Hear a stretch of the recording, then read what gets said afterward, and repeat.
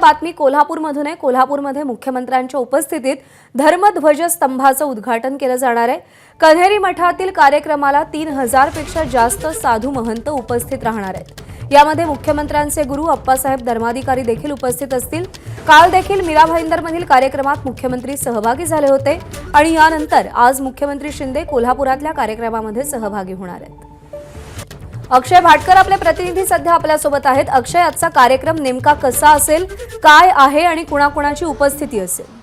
कोल्हापूरच्या कन्हेरी मठामध्ये हा कार्यक्रम आहे। कन्हेरी मठात याच्या आधी देखील मुख्यमंत्री गेलेले होते, मात्र यावेळचा आणि आजचा हा कार्यक्रम जास्त महत्त्वाचा सांगितला जातोय, कारण की आजच्या कार्यक्रमामध्ये संपूर्ण महाराष्ट्रातले 3000 पेक्षा जास्त साधू संत महंत धर्मगुरू हे उपस्थित असणार आहेत।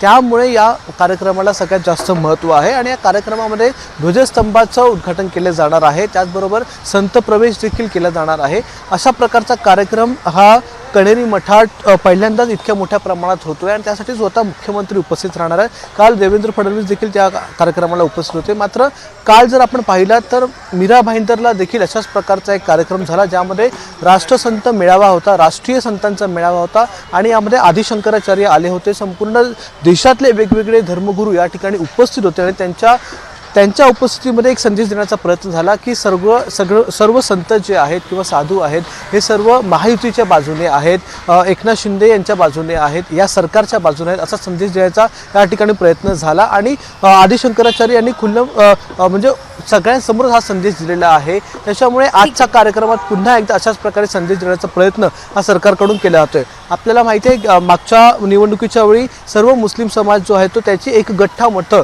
ही पडली होती महाविकास आघाडीला आणि त्यामुळे खूप मोठा परिणाम त्याचा महायुतीच्या संपूर्ण जागांवर झाला होता, उमेदवारांवर झाला होता, निवडणुकीच्या निकालांवर झाला होता आणि हाच निकाल पुन्हा लागू नये असा प्रयत्न या दरम्यान केला जाण्याचा प्रयत्न दिसतोय आपल्याला। आणि या कार्यक्रमाचं आयोजन करण्यात आलं आहे। धर्मध्वज स्तंभाचं उद्घाटन आज मुख्यमंत्र्यांच्या हस्ते होणार आहे आणि अनेक हिंदू साधू महंत या कार्यक्रमाला उपस्थित असतील। अक्षय, धन्यवाद दिलेल्या माहितीसाठी। एबीपी माझा, उघडा डोळे बघा नीट।